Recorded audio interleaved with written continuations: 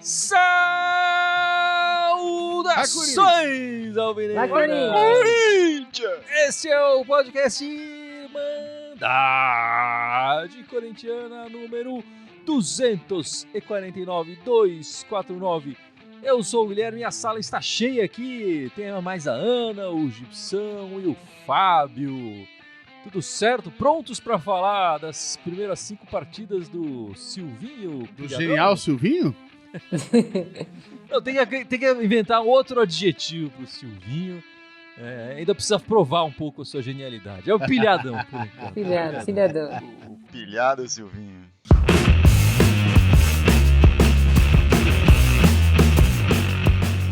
Mas é isso aí, galera. O Silvinho completou 5 jogos, né, no comando do Corinthians oficiais, né? Acho que teve aquela última partida do Fernando Lázaro, que já era ele, mas não era ele, enfim. Já aumentou em 50% a carreira dele. Já aumentou em 50% a carreira dele. Só pra lembrar, as primeiras 5 partidas do Thiago Nunes e do Wagner Mancini. O Thiago Nunes foi a última vez que o Corinthians teve tempo pra planejar uma temporada, né? Porque ele ainda foi passear, ele foi contratado e foi passear. Tirar férias ainda, filho da puta. Foi passear e tal, dispensou jogadores, contratou jogadores. Foi o último momento que a gente teve treinou, né? E os primeiros 5 jogos do Thiago Nunes foram 2 vitórias, 1 empate e 2 derrotas.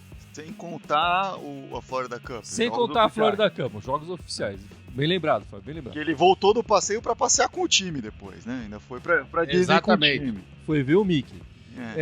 8 gols marcados e 5 gols sofridos. Esses 8 gols marcados tem na primeira partida, que foi um 4-1, né? Que o Bozelli marcou 3 gols e tudo mais. O Gibson até fala que esse é um erro estatístico, aquela partida e tal, porque isso nunca mais aconteceu. Outlier, né? O primeiro jogo do Luan também, que foi na Florida Cup, ele meteu gol de falta, meteu outro na trave, lançou bola, falou, pô, estamos salvos. Né? Aí, viu ano passado como foi. O Wagner, eu pulei o Coelho porque o Coelho não foi efetivado, né? O Coelho passou o tempo inteiro como interino. Os primeiros 5 jogos com o Wagner Mancini foram 3 vitórias e 2 derrotas. Ele não teve empates. 5 gols marcados e 7 gols sofridos. No segundo jogo dele, a gente sofreu uma traulitada ali, difícil de engolir ali, logo na segunda partida, né? Já levamos 5 gols ali, então 5 gols desses 7 foram tomados só na segundo jogo, né? E ele tem o melhor scout desses 3 treinadores nos 5 primeiros jogos, apesar de ter levado essa goleada aí vexatória. Por isso que ele é o genial Mancini. Depois ele vinha levar outras goleadas ali e tal, ele sempre falando que era um ponto fora e tal, mas tem muito ponto fora muitos outliers, né, na carreira na trajetória do Mancini. E aí o Silvinho agora, 5 partidas, 1 vitória apenas, 2 empates e 2 derrotas. As 2 derrotas nas primeiras partidas, depois 1 vitória, enfim, 2 empates agora essa semana, né? Com 2 gols marcados e 4 gols sofridos, né? Enfim, eu queria saber a opinião de vocês. Vocês acham que o trabalho... É difícil definir agora, assim, claro, são poucas partidas, mas é um trabalho promissor ou é um trabalho desesperador, Ana? Assim, eu diria que começou muito desesperador e foi se transformando em talvez promissor. Eu acho que agora a gente pode considerar como promissor. Mas faltam peças. Depois dessa última partida, a partida de ontem contra o time de verde, você acha que mostrou eu acho que vem mostrando uma evolução. Acho que a partir do jogo do América Mineiro, em que ele entendeu o que ele tem na mão e como ele precisa jogar, porque ele achou que ele estava chegando no Barcelona ali com Messi, Neymar e Suárez, ele queria jogar tudo aberto, todo mundo tabelando. Aí ele caiu em si ali e falou, pô, não, acho que não é bem assim, vamos jogar fechadinho e jogar por uma bola aí, que é o que vai dar certo. Então, por isso que eu acho que pode ser promissor, sim. A impressão que eu tive foi que quando ele chegou aqui, né? O cara tá lá na Europa há muito tempo, né? Enfim, tava lá estudando, fazendo os negócios dele. A impressão que eu tenho que ele chegou aqui, você vê, no primeiro jogo, eu falei, pô, será que ele vai colocar o jogo? Já começou com o jogo, eu falei, caralho, mano, jogou não, mano. Né? O cara, a impressão que eu tenho que ele chegou aqui sem saber o elenco que tinha, quem que tava jogando, quem não tava. Talvez você tenha até ouvido alguém falar, óbvio que alguém falou pra ele, o João não tá rendendo. Mas o cara chega e fala, pô, eu vou deixar o João no banco, né? Aí o cara foi lá, botou o João lá um jogo, depois na metade do outro jogo falou, veja bem, o João vai pro banco mesmo. né? Então ele parou de insistir nessas coisas.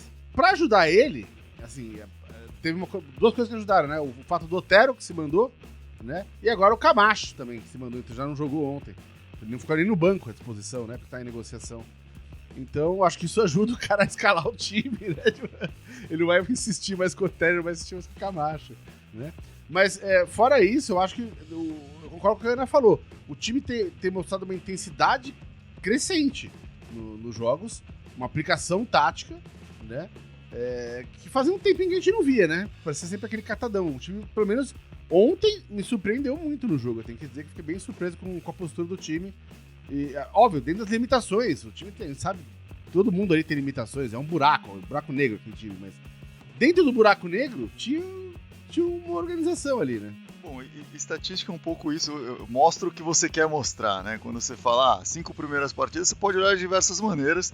Você resolveu olhar pelo vitórias, derrotas, empates, que é o chapadão ali, é isso. Realmente, nesse quesito, ele talvez seja o pior desses 3 que você falou, né? Acho que no comparativo ele sai pior. No aproveitamento é o pior.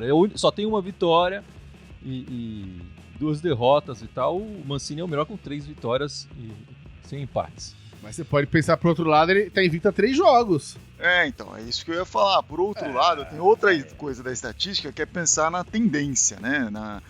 E a tendência ele começou com 2 derrotas, e aí a Ana falou, depois ele melhorou. Mas assim, não é uma melhora gigantesca. Ele melhorou. Conseguiu aí uma vitória contra um América de Minas, me pareceu fraco, né? E 2 empates. O primeiro empate difícil de avaliar, porque era contra um time que não tinha interesse nenhum em ganhar aquele jogo, né? Só segurar o empate estava perfeito para eles. E agora contra o Palmeiras deu para ver um empate aguerrido, um empate à vera, né? Se é que existe isso, um empate à vera. Mas acho que o bacana de tudo isso é que em todo esse processo a gente viu a ideia de futebol dele e ele ajustando essa ideia de futebol para a realidade, né? Que é um pouco do que o Gibson falou, um pouco do que a Cris falou aí também. A ideia da intensidade, o pressing e tal, desde o começo ele pensou nisso. Ele abandonou um pouco o pressing em alguns momentos, né? Aquela coisa de pressionar na frente ali, mas não abriu mão da intensidade dos jogadores estarem correndo o jogo todo, né? Isso nos 5 jogos a gente viu. E a diferença foi que parece que ele começou a achar uma maneira de fazer isso funcionar em campo para os jogadores que tem, né? Só que é um parece, né? A gente não tem uma amostragem significativa para falar agora vai, Silvinho, derruba o Tite, põe o Silvinho na seleção, não sei o quê. E volta o Tite pro Corinthians. E volta o Tite. A gente pode até falar isso, mas vai ser por outros motivos. A questão é assim, não sabemos ainda se vai dar certo ou não, porque assim como ele faz ajustes, os outros times também fazem ajustes, né? E aí esse foi um problema que o Genial Mancini tinha, por exemplo, né? Ele não sabia ajustar aos ajustes dos outros times. Vira e mexe, quando um time chegava, que sabia como o Corinthians jogava e atuava em cima daquilo, o Mancini não sabia o que fazer, né? Então vamos ver se o Silvinho consegue, estudado como ir adaptando esse Corinthians e moldando esse Corinthians e também achar novas formas de atuar além disso. O preocupante é esse poder ofensivo deles, né? Você falou aí, 5 jogos, 2 gols. Muito pouco, né? Muito pouco. 5 jogos, 2 gols. Com essa média, não dá. Você vai no máximo conseguir isso, uma vitória, 2 empates, né? E tirando esse último jogo, que teve um pouco mais de chances criadas, você não via foram 2 gols e merecidamente apenas 2 gols, né? Essa última partida que a gente fez contra o time de Verde lá deu um certo alívio pelas chances criadas, que também não foram assim abundantes, mas apareceram. O gol foi uma jogada bem trabalhada ali de passes e tal. Não foi só o Mosquito ser derrubado na área e o Fábio Santos para bater pênalti, né? Que era o que parecia anteriormente. Mas realmente, ofensivamente, o Corinthians está muito dependente desse garoto, né? O Mosquito. A gente vai falar um pouco mais dele daqui a pouco. Enfim, eu acho que vocês definiram bem, né? O início foi desesperador e depois deu uma melhorada. O Silvinho vem conseguindo se adaptar, o Gibson me lembrou, já melhorou em 50% a experiência dele como treinador, a experiência dele é pouca, mas ele conseguiu fazer ajustes nesse pouco tempo do Corinthians. E aquela coisa, né? 2 pontos formam uma linha. A linha dele parece ser interessante, parece que ele vai manter uma linha mais baixa de zagueiros, a linha de 4 mais segura ali atrás. A gente viu pouco o Fagner chegar no ataque todas essas partidas. Eu acho que esse é um ponto que ele pode evoluir, mas primeiramente ele precisa estar mais seguro na defesa, sem dúvida nenhuma, e está mostrando um caminho ali. Eu acho que a gente está vendo uma evolução, mesmo que de leve, né? Não sei se é a nossa esperança só que está falando aqui mais alto, ou se existe mesmo. A gente vai confirmar isso nas próximas partidas. E, Fábio, a gente separou uns números, né, do Mosquitão, o Mosquito que vem sendo o principal jogador. Já virou Mosquitão, o cara já evoluiu também, era um Mosquitinho, enfim, agora é o Mosquitão. Nessas partidas iniciais do Silvinho, ele vem sendo a nossa principal opção ofensiva, né? E o que você percebeu nos números do Mosquito de interessante? Bom, de novo, assim, é uma amostra muito pequena pra gente tirar conclusões de fato, né? Mas a impressão que a gente tem, de certa forma, se confirma aqui, né? Na temporada com o Mancini foi técnico durante 20 jogos nessa temporada. O Mosquito jogou 13 desses 20 jogos, em apenas 7 foi titular. É importante, você tá falando da temporada e não no ano, né? Da temporada, né? Então o Mosquito ficou... E dessas 7 vezes que ele foi titular, ele foi substituído em 4 vezes. Então ele ficou pouco tempo em campo, ficou menos tempo em campo, uma média de 58 minutos em campo. Fez 2 gols, um contra o Mirassol e um contra o São Paulo, né? Não deu nenhuma assistência. Com o Silvinho, ele jogou... O Silvinho foi técnico durante 5 jogos, a gente falou aqui. O Mosquito jogou todas as 5. Foi titular em todas as 5 vezes. Foi substituído em 2 ocasiões. As 2 vezes foi substituído pelo Léo Natel. E as 2 vezes foram perto do final do jogo. Assim. O Natel chegou até a ficar mais de 15 minutos, mas porque é um jogo que teve descontos exagerados, assim, que foi aquele contra o Atlético Goianiense, teve descontos longos ali no segundo tempo, né? Então ele ficou uma média de 94 minutos em campo, o Mosquito, né? Mais de 90 minutos em campo por jogo. Não fez gols nesses 5 jogos, não fez nenhum gol, mas fez uma assistência, né? A de ontem, e sofreu um pênalti, né? E que foi convertido em gol pelo Fábio Santos. Sofreu um pênalti também, que não foi convertido em gol pelo Matheus Vital. Então, assim, toda a produção ofensiva do Corinthians tem saído dele, né? Foi uma assistência dele e um pênalti sofrido por ele que geraram os gols que o Corinthians fez, né? Já na época do Mancini, haviam outras formas de fazer gol ali. Enfim, o Corinthians achava outras soluções. Nesse momento, o Corinthians ainda está muito Mosquito dependente, né? Mostrando que tá pronto, né? Um Mosquito que estava emprestado pro Paraná Clube, era o Paraná Clube? Ele estava emprestado, vocês lembram? Ele jogou pelo Curitiba, né? Pro Curitiba, isso, desculpa. E aí foi chamado, enfim, porque o Corinthians precisava de outros jogadores e tal. Começou a ter as suas chances ali com o Mancini e acho que ele tem mostrado uma evolução boa. Tá segurando a bronca, né? Não tá se escondendo, né, Gibson? Acho que é importante. Não, cara, pra se esconder já basta o Luan, né, cara? Tá louco. O pessoal fala do Luan, cara, mas bicho, 1 ano e meio já deu tempo do cara mostrar que veio, né? É duro, né? Não, mas você tá falando do Mosquito, Gibson. Eu sei, bicho, mas é que o Luan me irrita, velho. Não, o Mosquito é óbvio que o lugar cativo dele, não tem ninguém, né? Atualmente pra jogar na posição dele ali. Ele é o cara, né?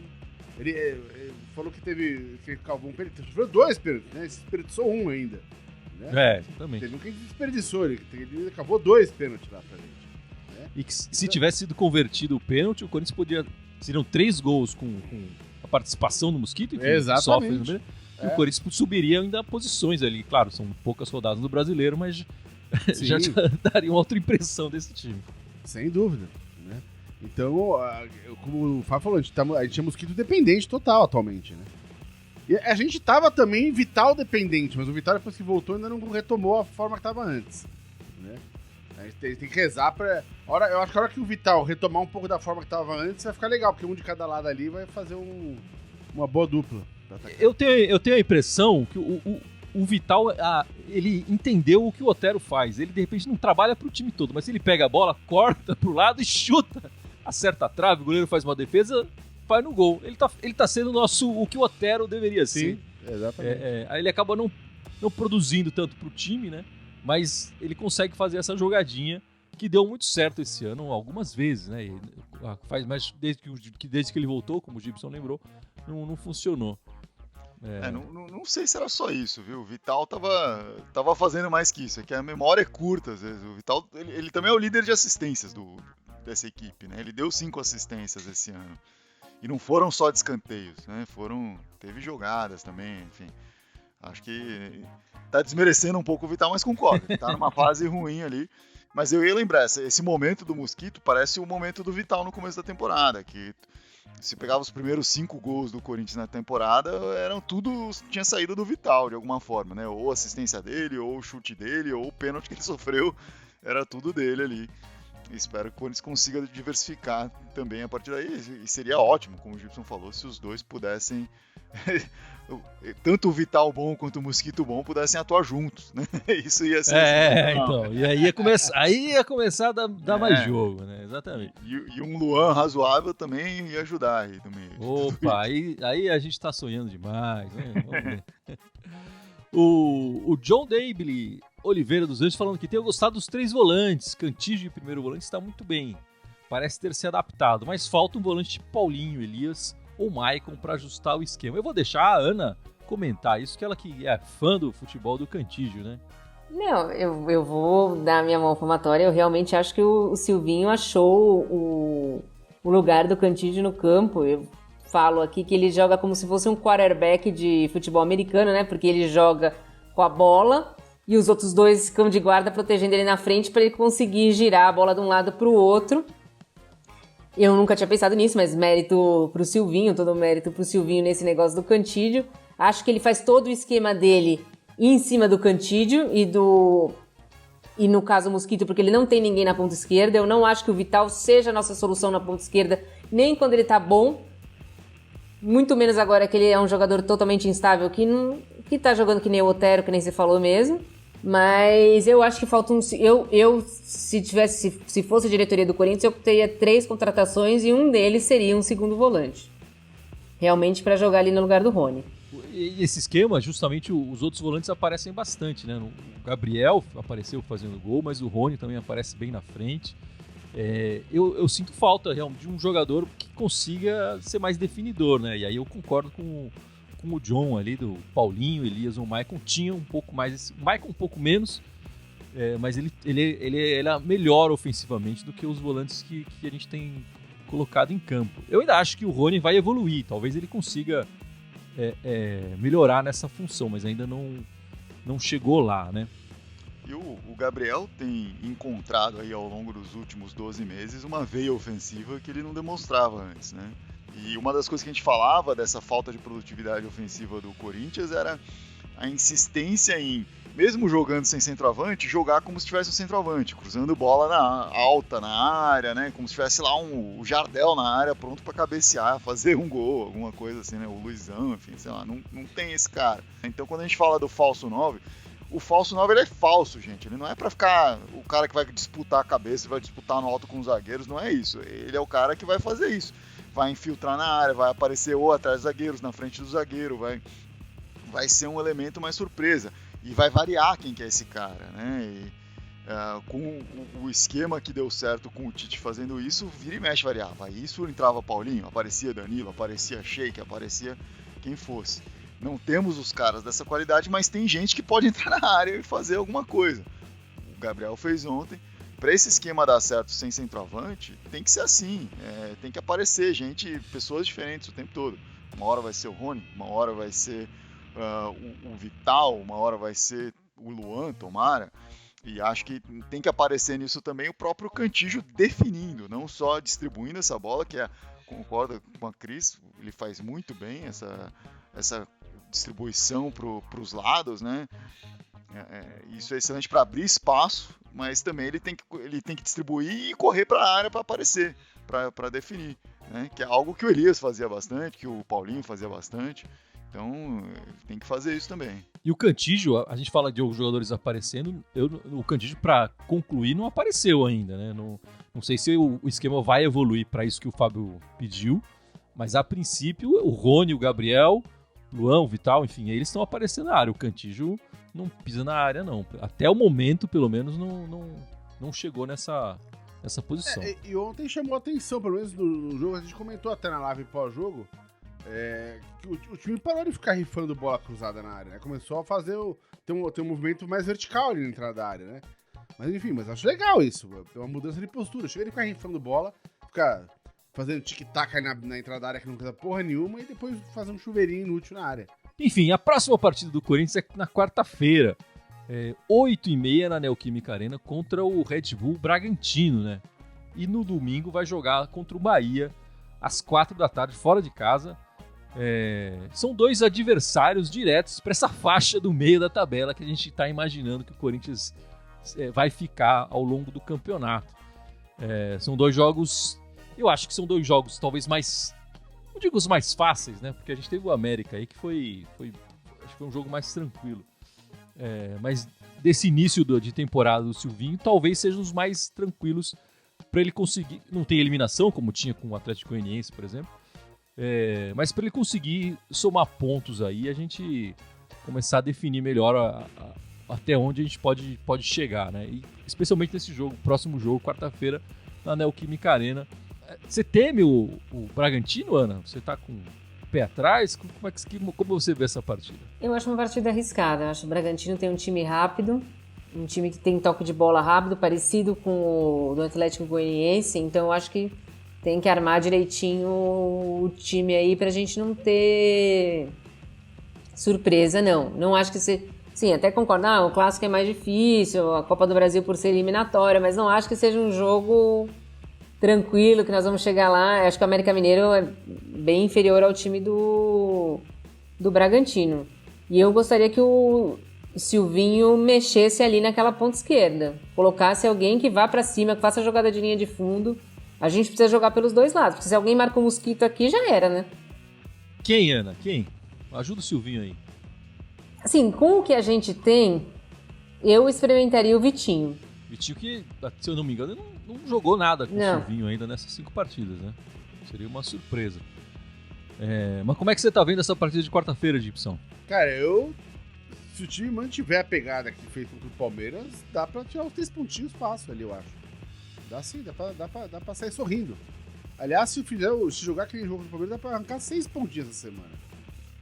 Tá dando uma olhada na tabela, fora esses 2 jogos que você falou dessa semana, os outros 2 depois, ainda é Sport e Fluminense. Pô, são 4 jogos, cara, pra dar uma respirada no campeonato e fazer uns pontinhos ali. Porque depois, na 8ª rodada, tem clássico com o time da Vila Sônia, né? Então eu tenho que aproveitar essas 4 rodadas, começando por esse jogo de quarta-feira agora com o Bragantino, né? Pra mim agora, esses 4 jogos tem que tentar meter 3 pontos em cada. É difícil? Eu achei que era o Chico Lang aqui, ou o Gibson. Deu uma Chico Lang aí. Eu sei, mas são times que vão brigar pelo meio da tabela ali com a gente, né? Ninguém espera que o Flu vai ser campeão, que o Bahia vai ser campeão. Enfim. Não, mas o Fluminense ele veio de uma campanha de Libertadores, tá jogando razoavelmente bem na Libertadores. Eu acho que eles têm expectativas de voltar para Libertadores, pelo menos. Né? O Bragantino fez um campeonato paulista que foi aquém do que eles gostariam, mas estão bem na Sul-Americana e acho que também tem expectativa de conquistar a Libertadores esse ano. Acho que talvez o Bahia e o Sport não tenham grandes pretensões, mas acho que o Bragantino e o Fluminense sim. Talvez não mais do que o Corinthians gostaria de ter, mas mais do que a realidade do Corinthians apresenta hoje.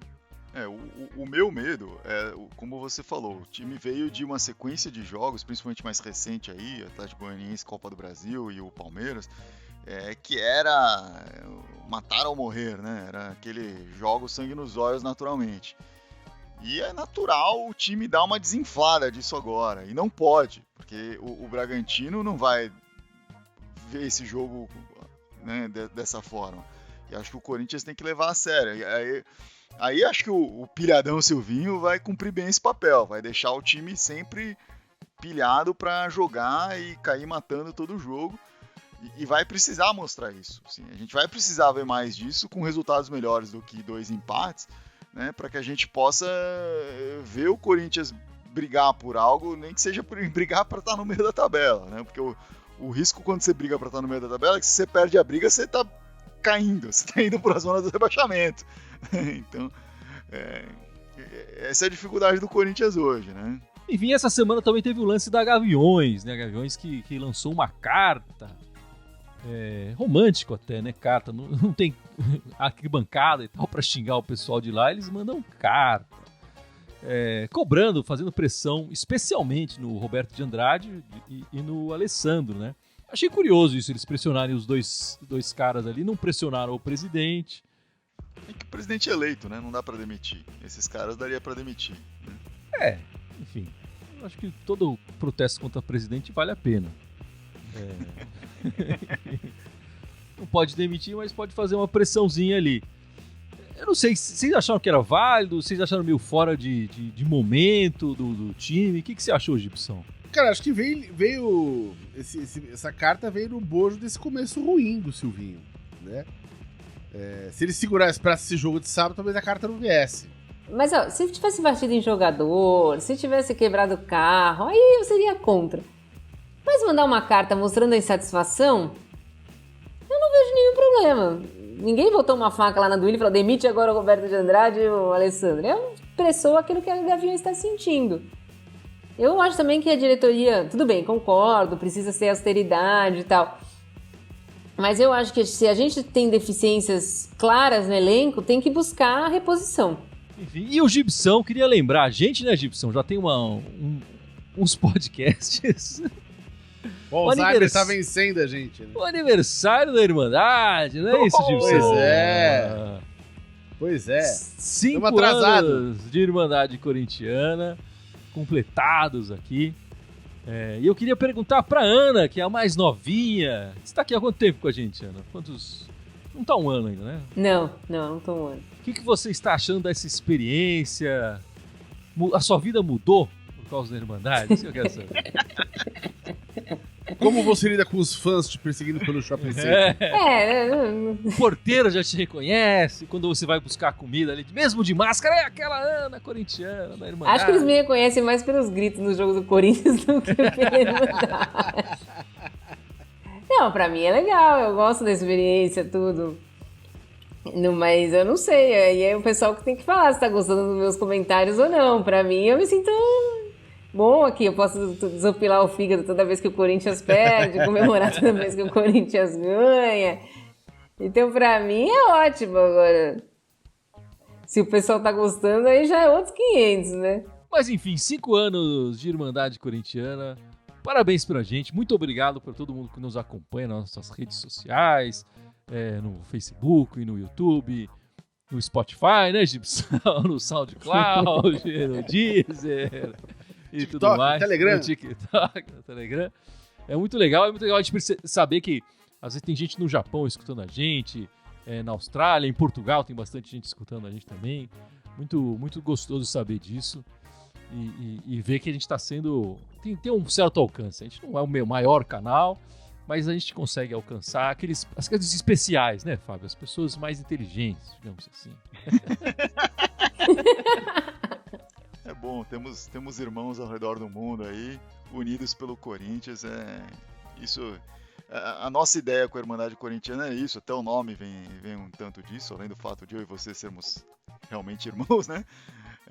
Mas de que entre corintianos há sim essa irmandade, há essa união, e é legal ver isso se mantendo aqui através deste canal. Então é legal a gente, 5 anos é bastante tempo pra estar fazendo isso aqui, né? E toda semana. O pior é que eu lembrei, né, 2 semanas atrás, que a gente começou, pra quem não sabe, a gente começou na primeira rodada do Brasileiro de 16, né? A gente não tem uma data fixa, a gente sempre comemora na primeira rodada do Brasileiro, né?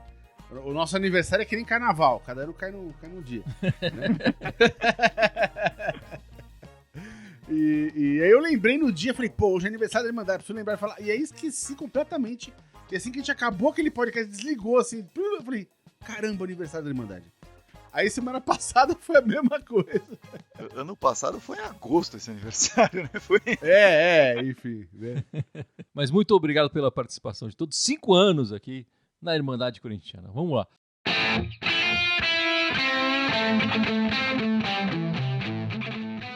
Mas então é isso, galera. Vamos encerrando este podcast 249. E para ficar no jeito clássico, né, Gibson? Lembra as nossas redes sociais aí, por favor. Vamos lá, então. Estamos aqui ao vivo no YouTube e no Facebook.